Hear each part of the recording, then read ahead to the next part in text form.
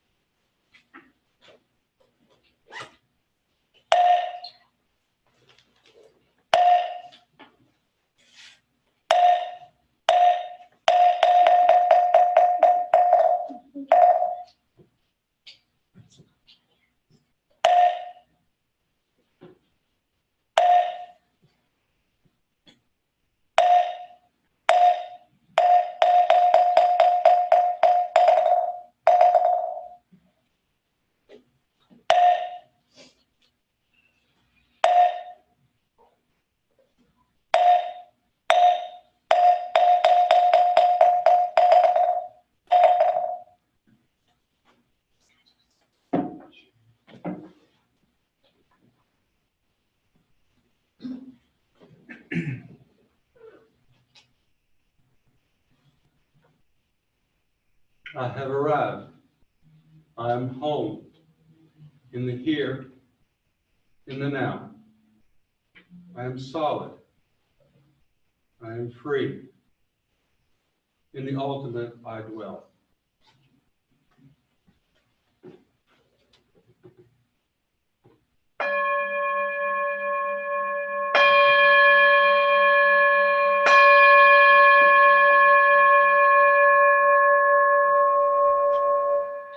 Listening to the sound of the bell, my defilements are eliminated. Wisdom grows, awakening mind arises. Hells are left behind, the three realms are transcended. I vow to become a Buddha, to save all beings.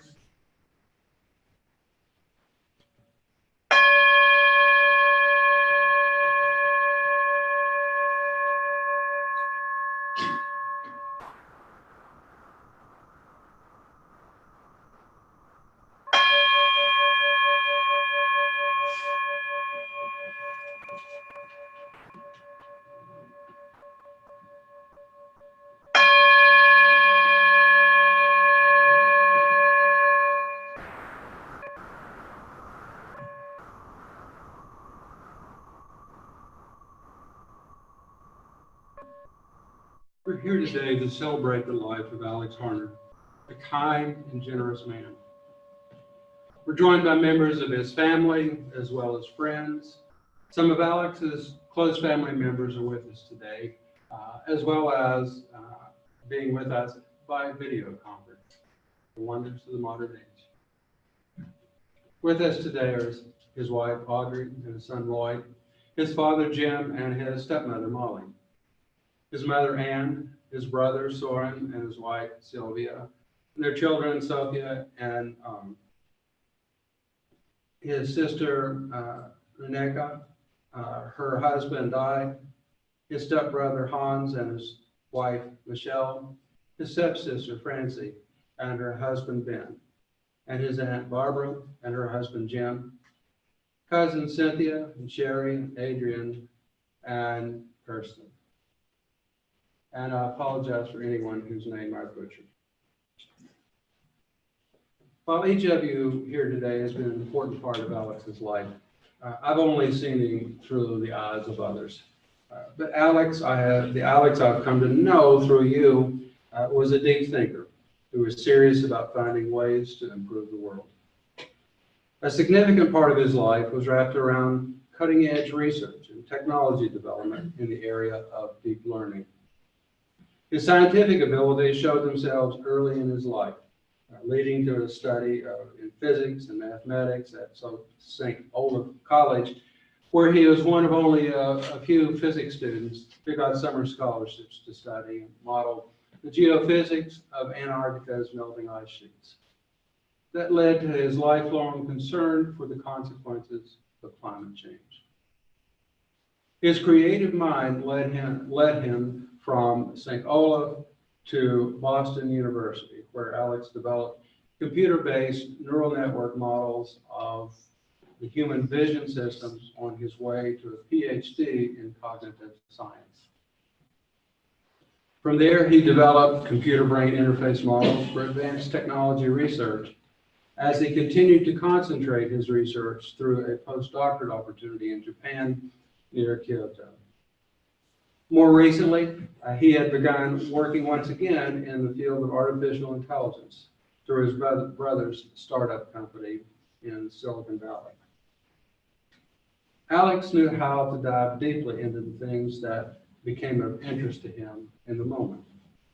And his interests were broad: the environment, physics, metaphysics, and many other things that only those with great minds have the capacity to tackle. He had the kind of inquisitiveness that brought together multiple fields in ways that have historically led to great leaps in scientific understanding. An exciting but most difficult path to be on, one that required great effort to maintain balance. In spite of the serious side of his nature, his interests were much broader. Alex enjoyed photography.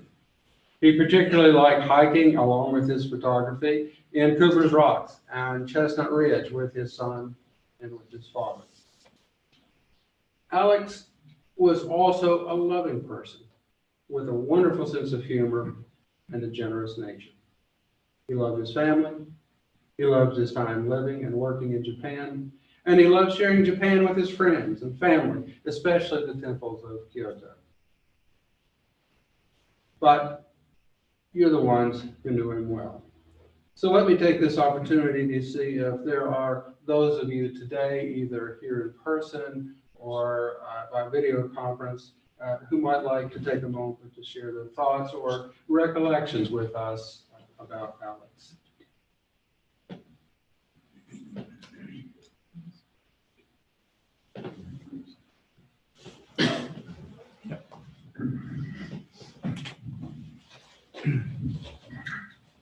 I'm Storm, Alex's brother.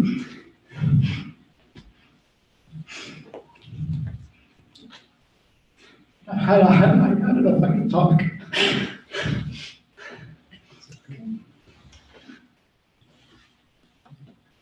Yeah, so I haven't prepared any remarks, so I'm going to wing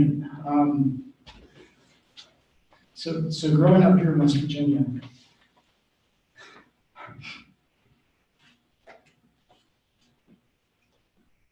Alex and I would, climb trees, ride our bikes, explore. And Alex, he loved science. He loved to figure things out, to understand it, to talk about it, and then talk about it some more.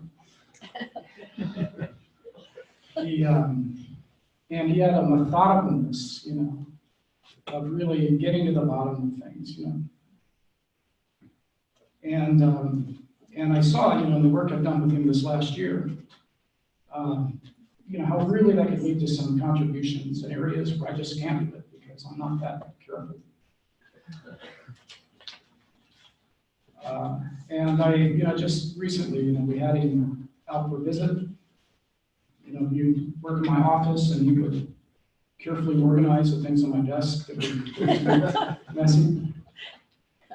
And while getting cheesy. crumbs all over the keyboard. And then we'd ride our bikes back, and you know, through the really pleasant streets, you know, around Palo Alto, Stanford University. You know, we talk, and I listen, and you know, and there's just so many ideas, and I wanted to see those contributions come to fruition. But you know, the biggest contributions, you know, is him getting to know my daughters and my wife, and really the contributions he made to the lives of us and so many people that he helped, you know, and his willingness to really to help and to, you know, to give very generously to people, to close family members, but to people who didn't know that very well. He really liked to help people and contribute where he could. And so, you know, and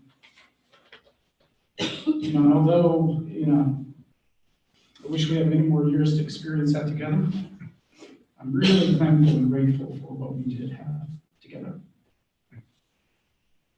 So, yeah, Alex, we'll always remember you.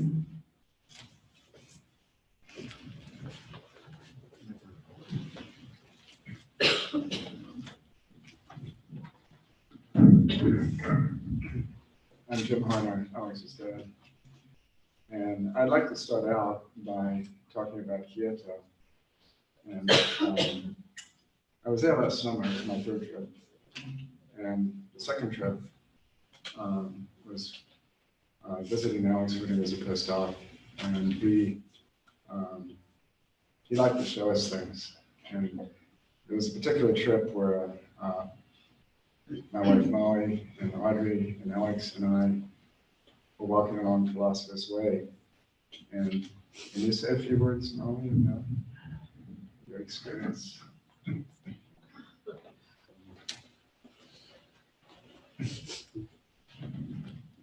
Just at one point, we were walking up to a temple that had to have 400 steps straight up. And because I have MS, I stopped and sat on a bench thinking.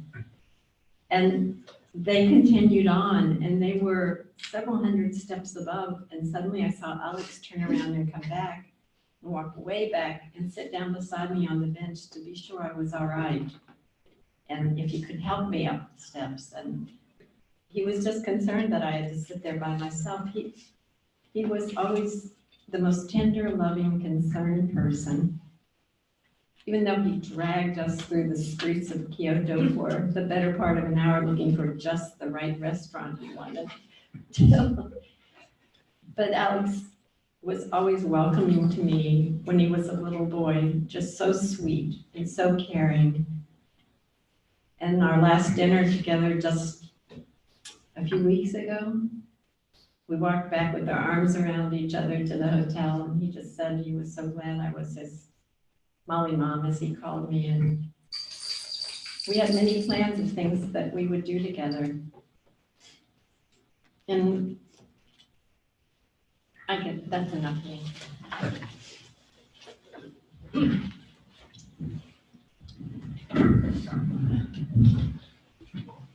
Kyoto is a beautiful place if you get a chance to go.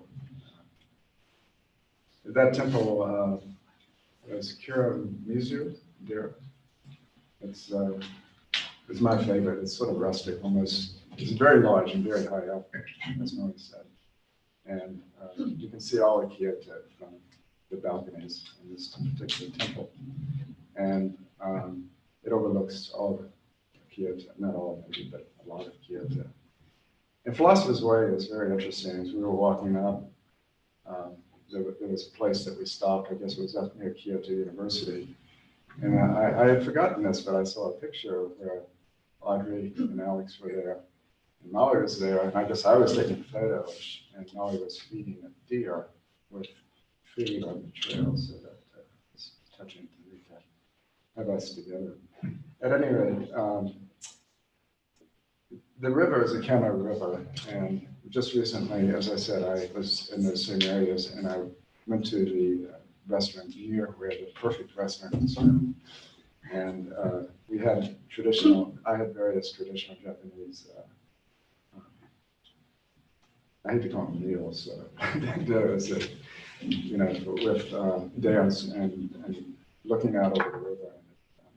It was hard not to think of the times I had been there before, particularly the times that I was there with Alex and Ryder and Molly.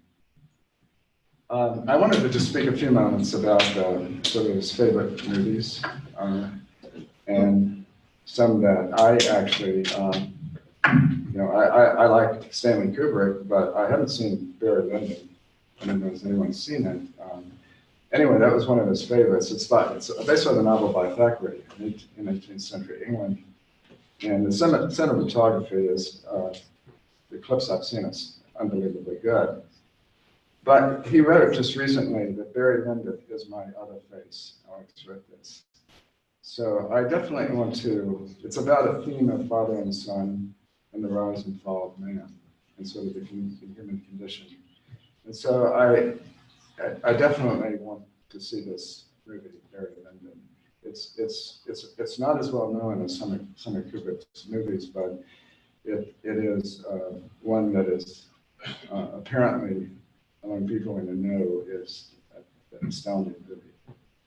And of course, he loved Baraka, the movie, which is a documentary, except there are no words. It's all visuals and all music. And it's one of the most moving things that I have seen. And I've actually discussed it in some depth with Alex. The images of nature and ancient rituals, but also the consequences of modern life. Basically, though, they want you to, the producers and the directors want you to draw your own conclusions about the good and the bad, perhaps, of the consequences of our modern life. I'll briefly mention Donnie Darko, but I won't go into that because if you've seen it, it's about alternate realities, and that's sort of another side of Alex. But that was one he also liked. In terms of music, you were hearing most of the music. These soundtracks are made from music that Alex liked. There was a sort of mystical, sort of ancient cultures by Dead Can Dance. If you try to listen to the words and understand, you won't, because it's a hybrid language. But you sort of almost don't need words with the way Lisa Gerard sings in Dead Can Dance. But Alex loved Dead Can Dance, and so we played some of their works as well as Banco de Gaia, sort of magical sounds. But he also liked classical music.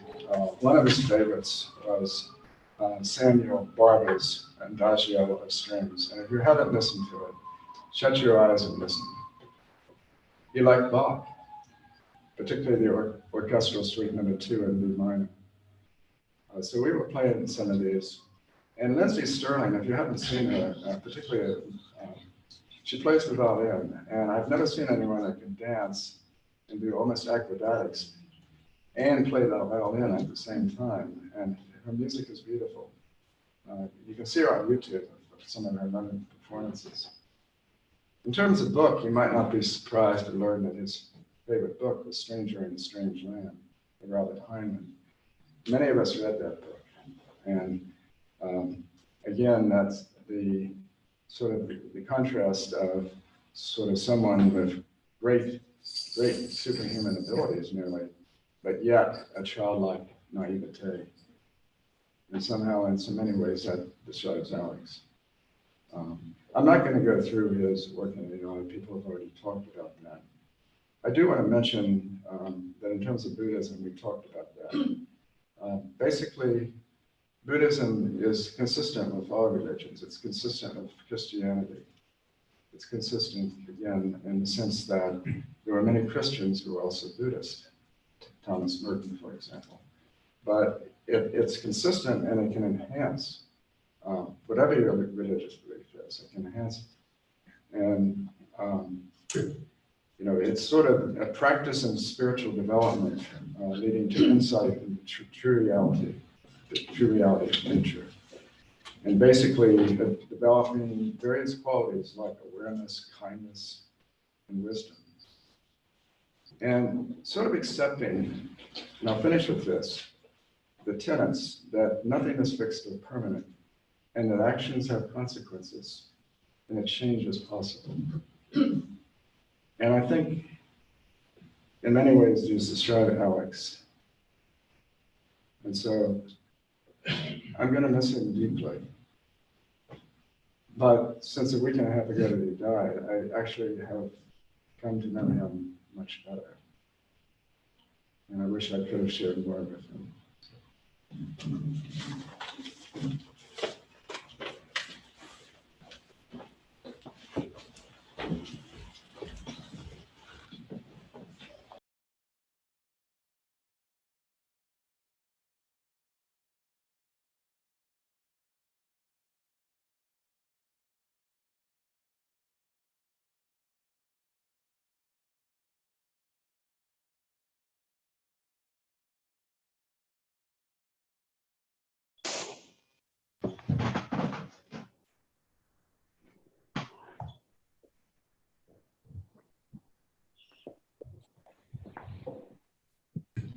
Dan, can you hear us?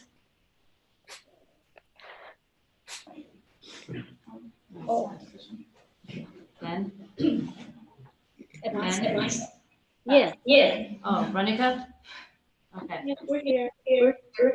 Okay, Veronica, we can hear you. Do you want to say a few words? I didn't have it prepared. I'm sorry. Just that I'll miss Alex a lot, and I guess I feel like we had more time. This was a big shock for me, and now Mother and I are going to be moving out to the hill country, and when I go out there now, it's really sad because I know that he'll never see the place, and we'd always kind of planned for him to come and visit and to bring Lloyd, and we picked a spot where we thought he could really enjoy coming and visiting and staying a while, and it's really sad for us because that won't be possible now. So it's too bad. Of course, I remember all sorts of memories about him when he was little, when he was a baby. I look around here and I see how he organized my house for me at one point, and I pretty much kept it the same because he was good. He was good at organizing things. So I miss him just looking around the house. I'm worried that he was unhappy, but I've heard that he wasn't, that things were getting better for him. So it just seems so unfair that he was taken right when he was doing better. But at least he wasn't unhappy. At least he was doing better. But I really haven't prepared anything either. We'll miss him. Thank you, Anne. Thank you. Okay, we had Stephanie Kennedy sending a few words. She's driving at the moment, so I will read them out. Alex and I have been friends for about 20 years. He believed in me, but I didn't believe in myself. We had so many great times, to tell just one. But if it weren't for Alex, I wouldn't be who and where I am today. Godspeed, you relentless skipper. Okay. Dan? Danny? Are you there, Danny? It's. Okay, then you can speak, please. Yes, can you hear me? We can hear you. A little louder.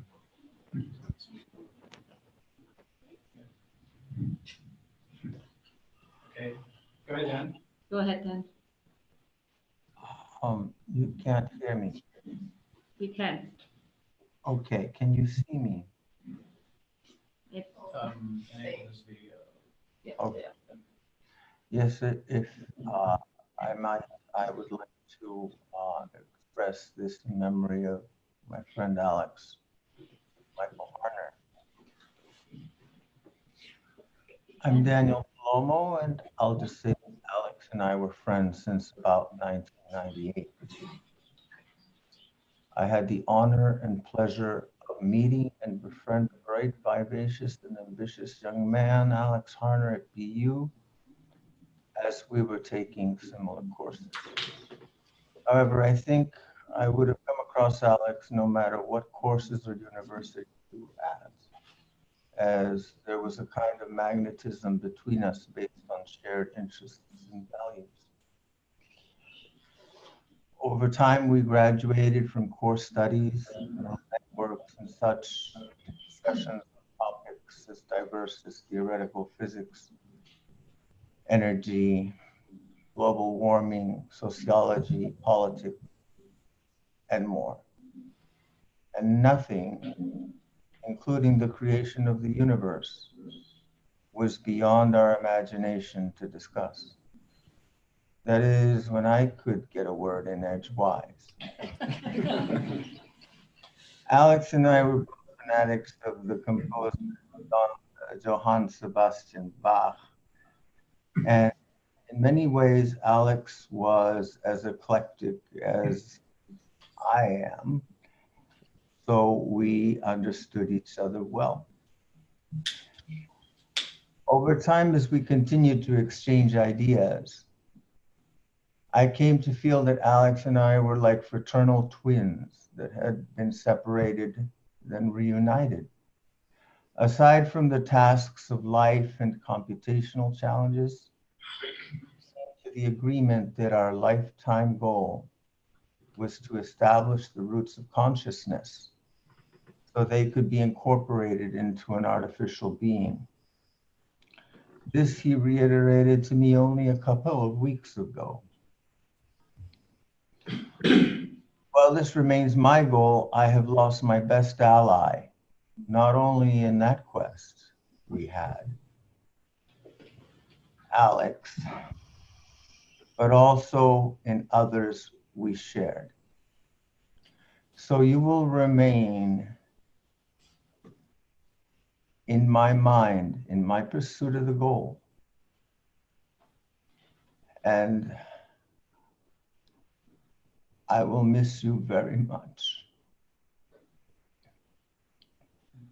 Among ethereal and ethical topics we often debate on were philosophical ones, such as matters of the soul as well. I don't believe in a heaven or hell, nor even a God, for that matter. And you, Alex, had chosen to part ways with religion and chose the Eastern philosophy of Buddhism. In fact, when I attended your wedding in Northfield, Minnesota with Audrey, you had chosen to conduct the ceremony in this style. I always felt that you, Audrey and Alex, were as nearly a perfect match as possible. As Audrey, you were better than I at getting a word in edgewise with him. Yes, Alex and Audrey were very close, and I was overjoyed to hear that they had had a son, Lloyd, who will now be missing his father very much. In fact, not more than a month ago, handsome Lloyd came to visit his father in West Virginia, and online we got to exchange. So Lloyd, I know you'll carry on along some of your dad's footsteps, but will also find your own path.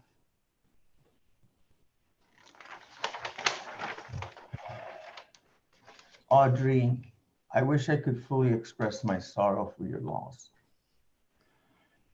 And also remember vividly the time that as a threesome, when you both lived on Beacon Street in Boston, and we had just gotten to know each other, we went out to watch The Matrix one time, a movie that gave me at least goosebumps, and one that with Alex later would continue reflecting upon for quite a few years. When a loved person leaves us, sometimes sooner than expected. We may wonder what they felt close to the time of that passing. But I do not worry about Alex having felt pain. Rather, if Alex, considering his as our eventual mortality, would have wondered what his legacy might be. Rest assured, Alex, that if you can hear me, you left the world a better place. You entertained and educated us all on things that matter. Your legacy is in the souls that not only learned from you, but were lucky enough to have enjoyed participating in the life journey that I wish you could have continued further. I, for one, will always remember what we shared. And I thank you, Alex, for being such an important part of my own journey. I will miss you very much, Alex. You've been a buddy and a dear brother. Dan.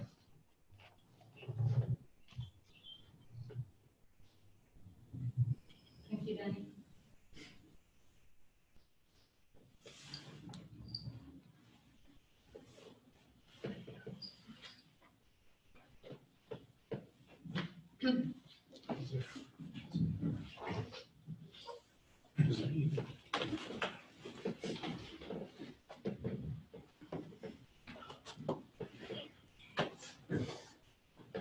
I'm Mark Lilbeck.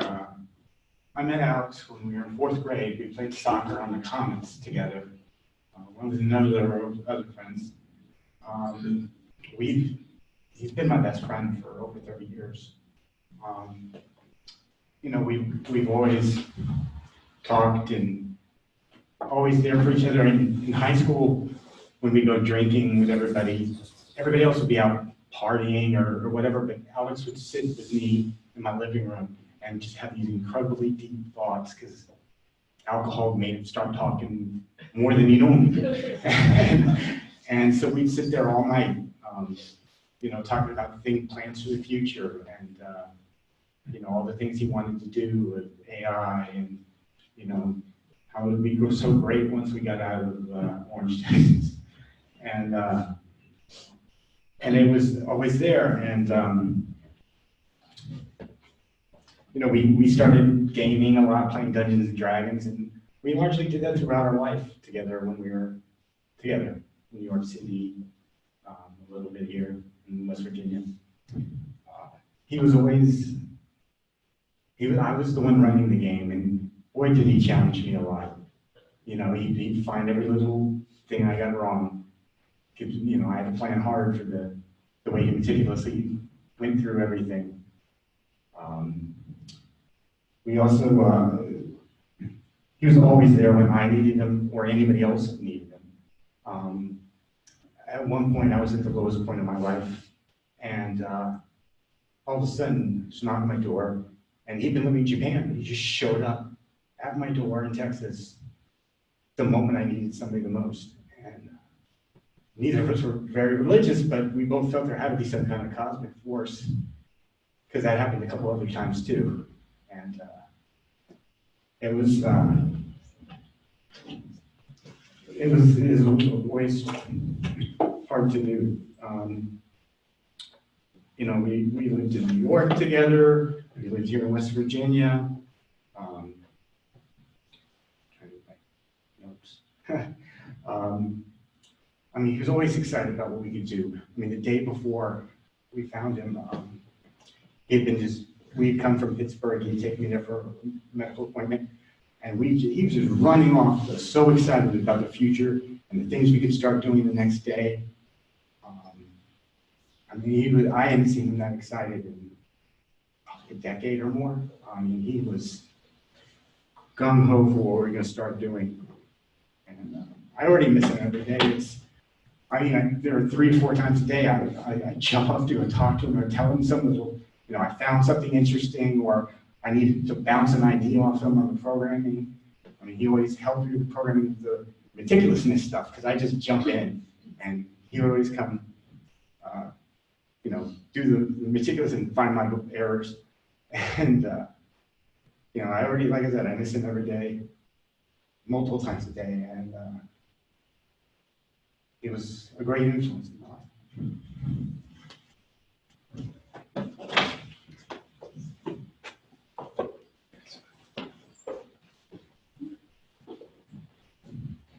Hi. So I really miss him. It's kind of sad that he died, and I remember actually, he was a nice guy and also very smart. He got me my iPad for my 7th birthday, and I think he even charged it. And yeah.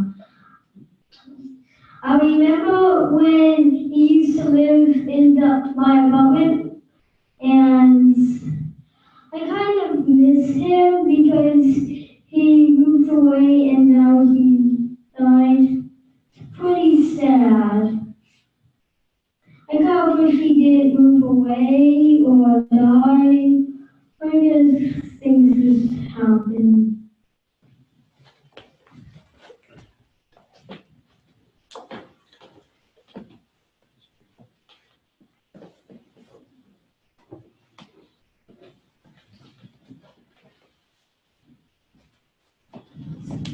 Well, I've spent the last week and a half trying to figure out what to say. I think we've heard a lot of people bringing in some of the common threads. His intensity, his wanting to get to the heart of the things that got his interest, his very generous spirit, and when he saw people in need who he could do something for, he would leap in and give it his all. He was always drawn to looking for the sublime in music or in art or in movies like Barry Lyndon. We watched that together many years ago, and it's always been a thing for him. But he was very eclectic, and over many years with him, I can see the underlying currents that would connect somebody who was loved Bach and Shostakovich and also Weird Al and Mighty Giants and Barry Lyndon and also the Young Ones and Monty Python and very, very offbeat humor. So, he was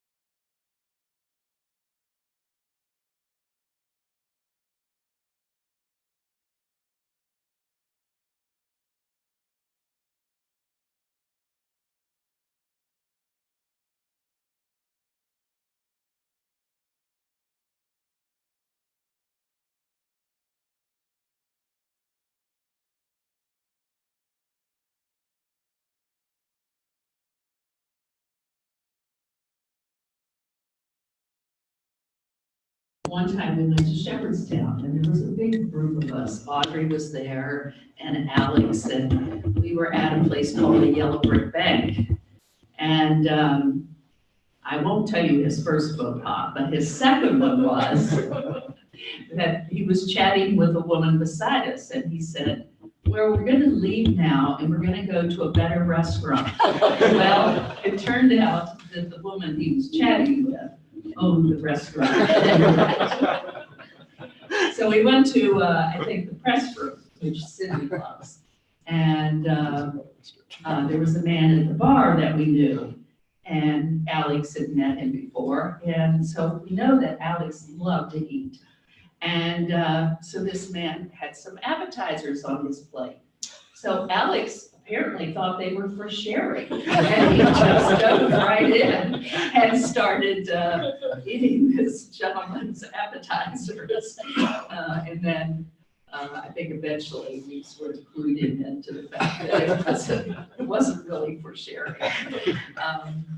Alex also loved to take pictures of Audrey and Lloyd. And if you saw one or two pictures of Audrey and Lloyd, that would be unusual because you would just see hundreds. So I admired them, and I opened up my phone one day and I must have had 500 pictures of Alex and Lloyd. So he definitely did know on occasion how to do things. But we will always miss his kindness, his sweetness, his generosity. Adrian and Kirsten are here, and he was one of the people who would visit their mom in Cleveland before she died. So we will miss him greatly.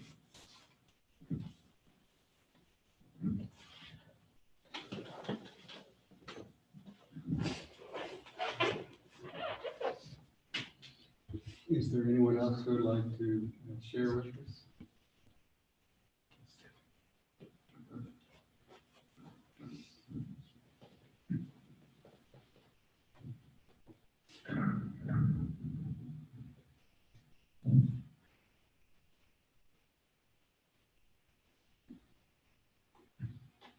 This is not me. I'm not limited by this body. I am light without boundaries. I have never been born. I have never died. Look at the ocean and the sky filled with stars, manifestations of my wondrous true mind. Since before time I have been free.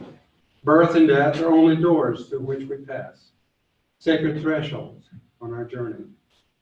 Birth and death are a game of hide and seek. So laugh with me, hold my hand. Let us say goodbye. Say goodbye to meet again soon. We meet today. We meet again tomorrow. We will meet at the source of every moment. We meet each other in all forms of life. As you could probably tell, today's readings were selected because they reflected Alex's understanding of the world around him. It was his being as his father told me, a philosophical Buddhist that really led to the nature of our ceremony today. In most Buddhist traditions, this is a most interesting time because every religious tradition has its own way of looking at how we passed and what comes next. In the Buddhist tradition, this is a time of transition between the completion of sort of one situation as we begin another. It's a time when the mind is freer than usual. It's a time of clarity and clairvoyance. It's a time when hells are left behind. One of the things that's a part of that tradition is, I believe, that how we deal with the situation for the one who has passed has an effect on them in the here, in the now, and in their transitions. And so for those who may spend the time in sadness, it can be seen as a weight. but for those who spend it in a time of joy and thinking of the fond memories that we had for them, and for thinking of all of those wonderful times that they shared, and if you will, making it a time of joy. It's at least within our tradition, a belief that aids one in the transition. But that doesn't mean we don't cry, because all of you know that we cry for lots of reasons. Sure, we cry a little because of our own selfishness with the passing of one we loved. But most of the time, at least in my own experience, we cry in joy. We cry tears of love for the person who has passed. And so they're okay. They're a good thing, and they can be a helpful thing. There's a chant that in our tradition, in the Buddhist tradition, that we often say at such times. The chant is called the Great Compassion Dharani. Now, I will tell you that it's what I call the all-purpose chant. And the reason is, I know when I was training, I asked my teacher, well, do you have a translation for this? And he said, why would you want a translation? And the reason is, it's in an ancient language, and there is a translation. I've seen it, and he was right. Why did I bother? But the nature of the chant is one of, it means what we want it to mean. And so with this chant, they call it the Great Compassion Dharani because, if you will, our meaning is one of compassion.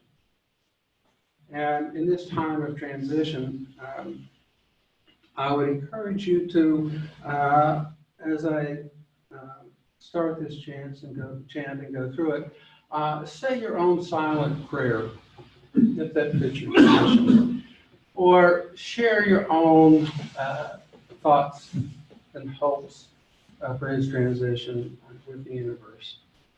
You'll hear, you'll know as we do it. I'll note that after the service is over, we're going to go to Cooper's Rocks, where ashes will be spread, and up in an area that all of you know was a place which was special for him. As we end the chant, I'll do a short closing, and that will end our ceremony. And as you end, hold him close to your heart.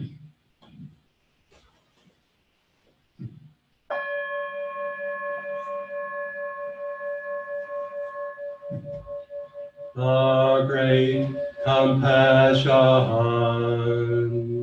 Dharani, Sinyo Janggu Dharani, Namo Radha Narayaya, Namo Gaudya Parukije, Devaraya Muji Sarabaya, Mahasarabaya, Mahagarunikaya, Om Salvavaye Sudarana Karayana Samyo Namakarirava Imamaya Parokije Sevaratavani Radanha Namakarinaya Mabhava Isami Salvata Sadanam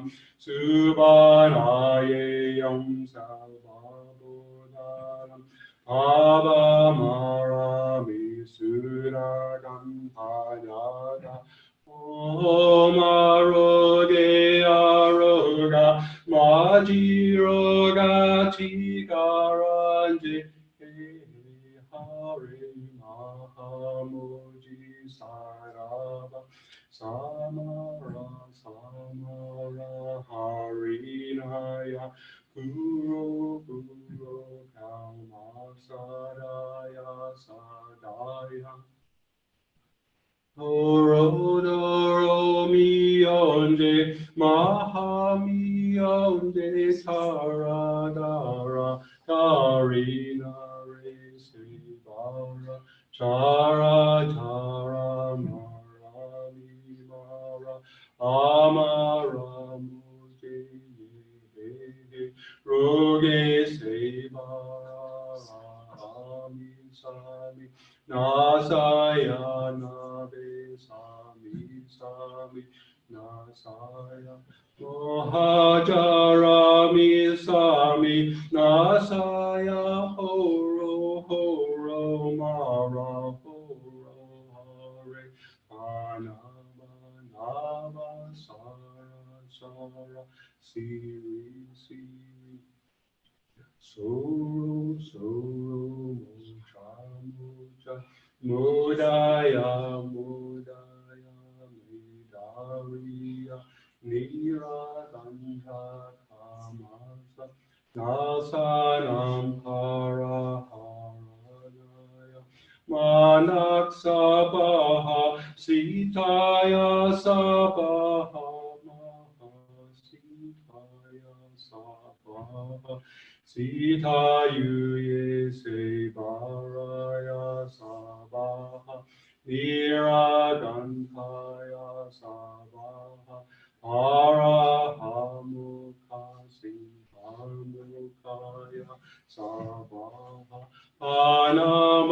Anamahataya Sabaha Chakarayokaya Sabaha Sankha Suknani Modanaya Sabaha Mahavakutadaya Sabaha Amasagandha Isasi Chedakarina Inaya Sabaha Yakara Chalma Ivasanaya Sabaha Namoratanara Yaya Namadaya Parohije Sevaraya Sabaha.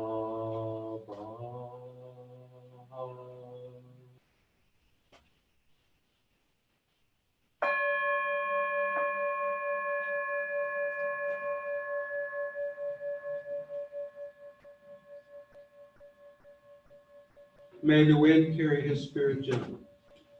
May the earth receive his body. And may the flower of Alex's love and compassion continue to bloom in his soul.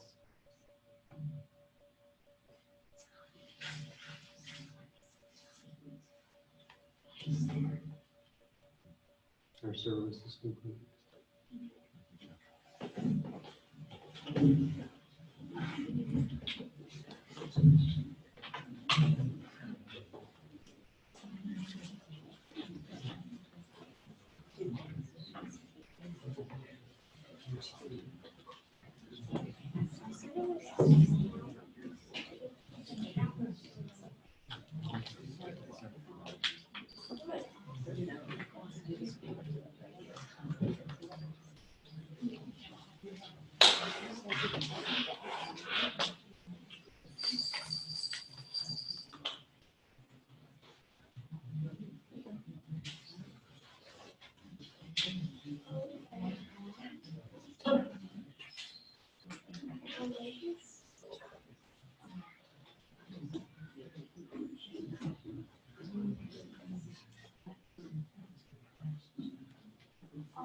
We will be taking several cars out to this rock. Where do we, how do we, well, we can get there on GPS, but is there just one place we park? Yeah, when you get to exit 15 on I-68, you make a right and you follow the road